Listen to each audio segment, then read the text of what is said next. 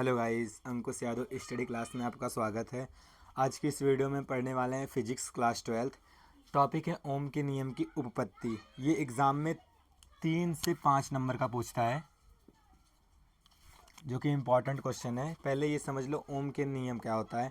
इसमें लिखा तो नहीं, लेकिन मैं आपको समझा दे रहा हूँ। ओम का नियम होता है, इस नियम के अनुसार यदि किसी चालक के भौतिक अवस्था में कोई परिवर्तन न किया जाए तो चालक के सिरों के बीच उत्पन्न विभवांतर उस चालक में प्रवाहित धारा के अनुक्रमानुपाती होता है। ठीक, अब हम इसको समझेंगे। ओम के नियम की उपपत्ति। आपसे एग्जाम में ऐसे क्वेश्चन पूछेगा, ओम के नियम की उपपत्ति। इसमें लिखेंगे हम, देखो ये एक चालक है, इसमें इलेक्ट्रॉन गति कर रहा है और इतना ध्यान देना है, वैद्युत क्षेत्र के विपरीत दिशा में इलेक्ट्रॉन गति करता है। वैद्युत क्षेत्र इधर है, इलेक्ट्रॉन इधर गति करेगा। ठीक, इसमें प्रवाहित धारा आई है, यहाँ से यहाँ तक की लंबाई एल है। ठीक, इसकी सहायता समझेंगे हम। माना एक चालक जिसके पृष्ठ पर क्षेत्रफल ए तथा लंबाई एल है। इसमें पृष्ठ पर क्षेत्रफल ए है और लंबाई एल है। चालक में मुक्त इलेक्ट्रॉन वीडी, इस चालक में मुक्त इलेक्ट्रॉन वीडी है, जो कि मतलब वीडी वेग से गति कर रहे हैं। ये इलेक्ट्रॉन, ये जो आप देख रहे हैं, ये सब इलेक्ट्रॉन है। ठीक, और वीडी वेग से गति कर रहे हैं।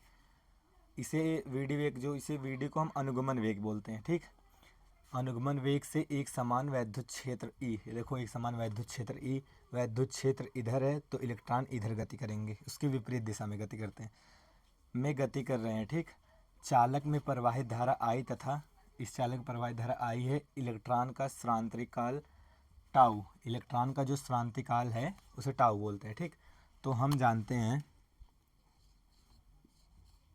हम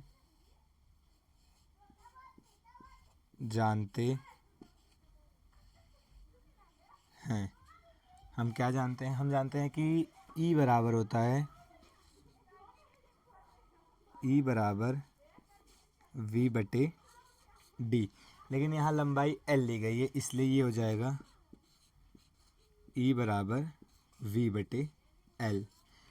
ये दूरी होता है, ये लंबाई को L से प्रदर्शित करते हैं, दूरी को D से प्रदर्शित करते हैं, तो ये हो जाएगा समीकरण नंबर 1।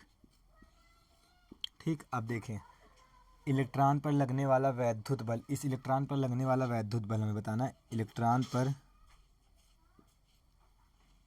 लगने वाला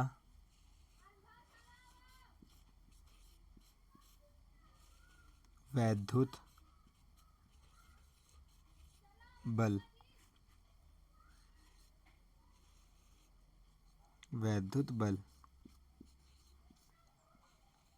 वैद्युत बल को हम ई से प्रदर्शित करते हैं, तो ये हो जाएगा ई बराबर क्यू बटे एफ। ठीक, अब ये हो जाएगा, एफ को इधर लेके आओ, एफ हो जाएगा एफ बराबर ई क्यू। अब यहाँ थोड़ा ध्यान से देखना है। देखो एफ बराबर होता है यम ए, हमने 11th में पढ़ा था द्रव्यमान गुणित त्वरण। जैसे एफ बराबर एम ए, यहाँ एम द्रव्यमान था और ए त्वरण था, तो वही हम एफ के जगह पर लिखेंगे एम ए। तो ये हो जाएगा, एफ की जगह पर लिखा हमने एम ए और ई के जगह पर ई ही रहेगा। ये जो क्यू है ये किसके बराबर है, ई के। हम यहाँ पर लिख दे रहे हैं एफ बराबर एम ए और क्यू बराबर है ई, इलेक्ट्रॉन। ठीक, तो क्यू की जगह पर हम ई लिखेंगे। अब ये कैसे हो गया, ए को हम इधर रहने देंगे, एम को इधर भेजेंगे। ठीक,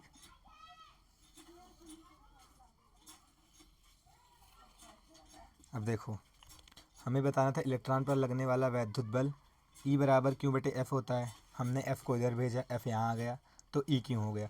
और हमने बताया कि एफ बराबर एम ए होता है, जो कि हमने क्लास 12 में पढ़ा था, बल बराबर द्रव्यमान गुणित त्वरण। ए को हम त्वरण बोलते हैं, इंग्लिश में एक्सीलरेशन बोलते हैं।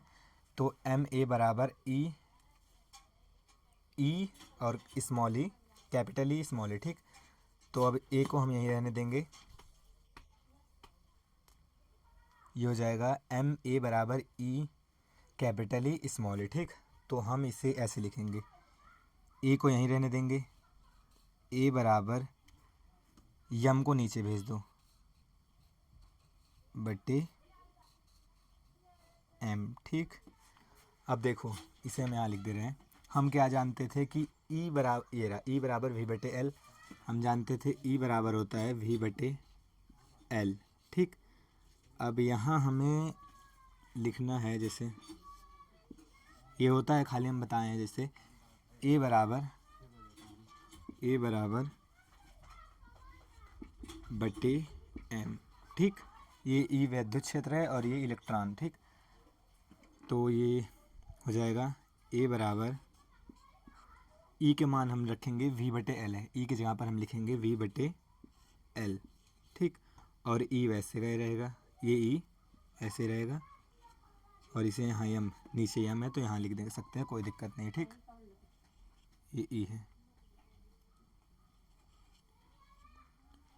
इसको मान लेते हैं हम समीकरण नंबर, इसको हम 1 माने थे, इसको मान लेते समीकरण नंबर 2। ठीक, अब गति का प्रथम समीकरण हमने क्लास 11th में पढ़ा था कि v बराबर होता है u प्लस ए टी। ठीक, v बराबर होता है u प्लस ए टी।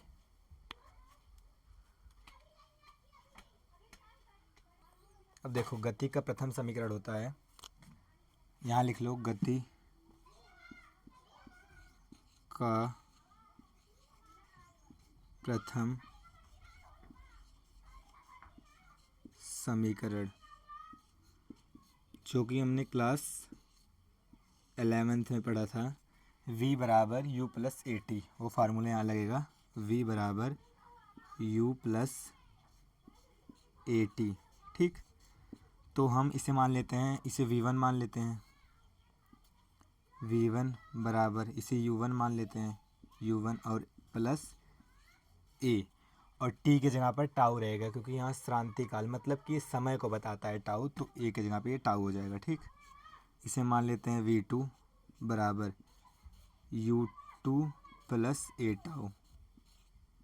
इसे मान लेते हैं v3 बराबर u3 प्लस ए टाउ। ठीक, ऐसे ऐसे हम करेंगे कितने बार, n बार, मतलब कि vn बराबर un प्लस ए टाउ। ठीक, ये इसका मान अभी हम यहाँ पर रखेंगे। देख लो इसे, गति का प्रथम समीकरण हमको पता है v बराबर u प्लस ए टी होता है। ठीक, तो यहाँ v था, यहाँ हमने v1 माना, और यहाँ v2, यहाँ v3, और यहाँ u था, यहाँ u1 u2 u3, इसको लेकिन नहीं बदला, बस इसमें यहाँ टाइम t से प्रदर्शित करते हैं, यहाँ श्रांति काल मतलब समय बताता है तो टाउ से प्रदर्शित करते हैं। तो ये निकल कर आया vn बराबर un प्लस ए टाउ। ठीक, अब हम जानते हैं इलेक्ट्रॉन का अनुगमन वेग अथवा औसत वेग, यहाँ लिख दो, इलेक्ट्रॉन का अनुगमन वेग व औसत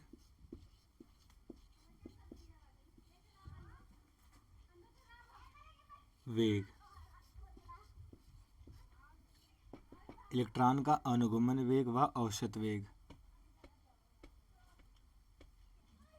ये है इलेक्ट्रॉन का अनुगमन वेग व औसत वेग। ठीक, तो ये हो जाएगा वी डी बराबर v1 plus v2 plus v3, कितनी बार, vn बार। ठीक, यहाँ पर हमने बताया था, देखो हमने बोला था इसका मान रखना होगा, ये vd तो अनुगमन वेग या औसत वेग है। ठीक, v1 ये इसका मान ये रहा, फिर v2 v3 कितनी बार, vn बार। ठीक, तो ये हो जाएगा vd बराबर, हमने बोला था v1 का मान क्या है, u1 प्लस ए टाउ, u1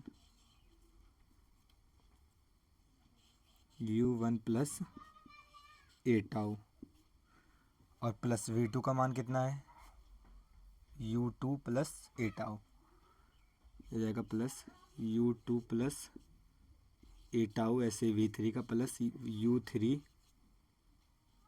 u3 प्लस ए टाउ, कितनी बार, n बार, मतलब कि vn प्लस ए टाउ, ये ए टाउ है, ठीक। तो ये हो जाएगा, और बटे कितने से, इसको हम बटे कर देंगे n से, ठीक। अब इसमें ध्यान से देखना, कॉमन लेना हमें। यहाँ पर u1 u2 u3 vn, ठीक, इतना है। ए टाउ ए टाउ ए टाउ सब में है, ठीक। तो ये हो जाएगा vd बराबर, ये हो जाएगा vd बराबर, इसमें देखो, इसमें ए टाउ और ए टाउ ए टाउ ए टाउ सब में है, तो ए टाउ को हम कॉमन ले लेंगे। ये हो जाएगा u1 plus u2 plus u3, और ये हो जाएगा vn, नहीं u n, ये u है, ठीक, un ये है, तो un प्लस ए टाउ, ठीक। और ये बटे हो जाएगा n, ठीक, ये बटे हो जाएगा n। तो यहाँ पर आप देखो u1 u2 u3 un ए टाउ बटे n, ठीक। तो हो जाएगा vd बराबर, यहाँ पर u1 u2 u3 और u, नहीं हाँ u, यहाँ इसका मान 0 हो जाएगा, ठीक। 0 प्लस कितना बचा n ए टाउ, हाँ n ए टाउ बटे n। यहाँ पर हमने u1 और u2 और u3 और u का मान 0 रख दिया, ठीक। इसका मान मतलब 0 होता है, तो n से n कट गया, ठीक। तो ये हो जाएगा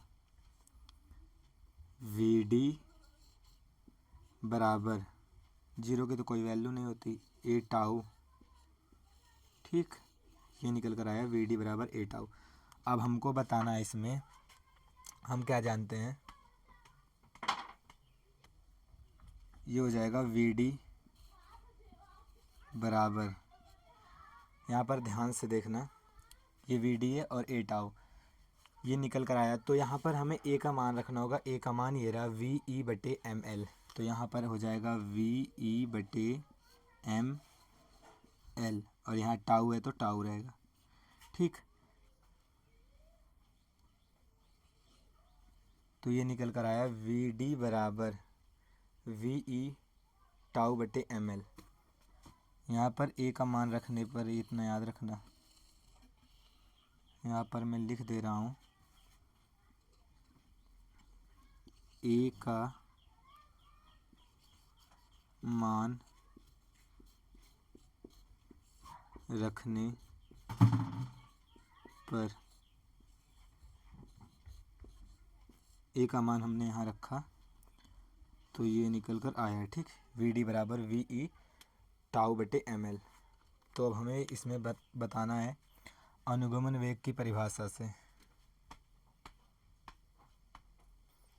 तो यहाँ हम लिखेंगे अनुगमन वेग की परिभाषा से, इसको हम समीकरण नंबर 3 मान ले रहे हैं, ठीक। यहाँ पर लिखो अनुगमन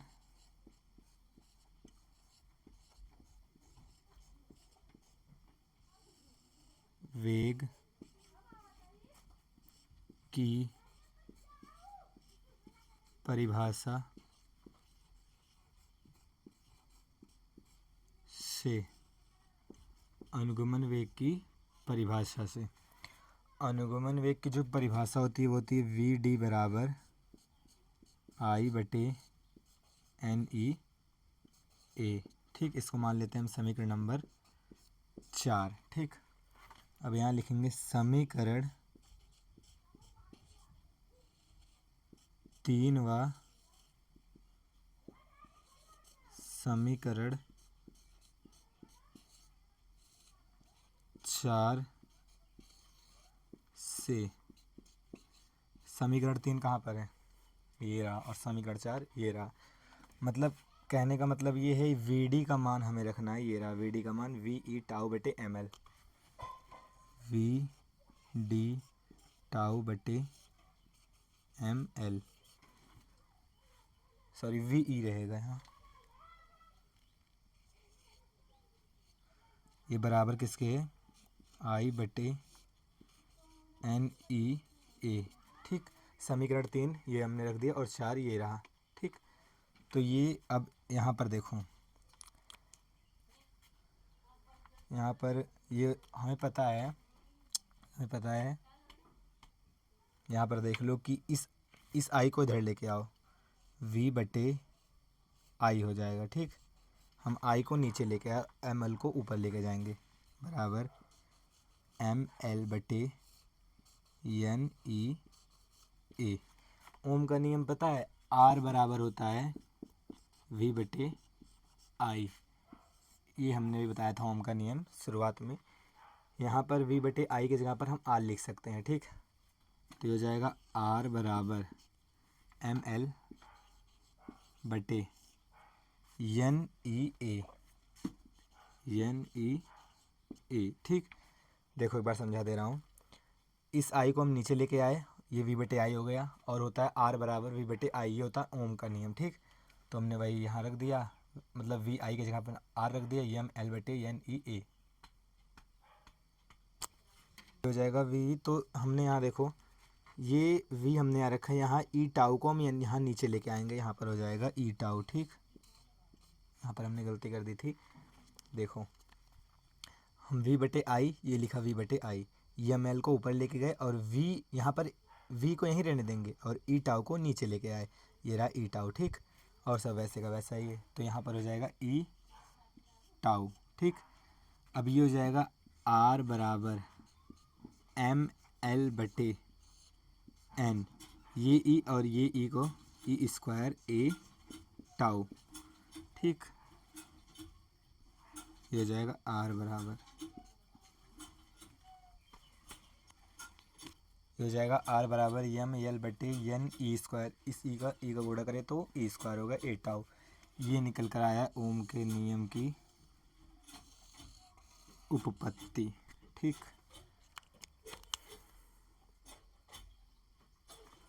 तो ये निकल कर आया है ओम के नियम की उपपत्ति, आर बराबर एम एल बटे एन ई स्क्वायर ए टाउ। ठीक, वीडियो पसंद आई तो वीडियो को लाइक, चैनल को सब्सक्राइब कीजिए। मिलते हैं नेक्स्ट वीडियो में।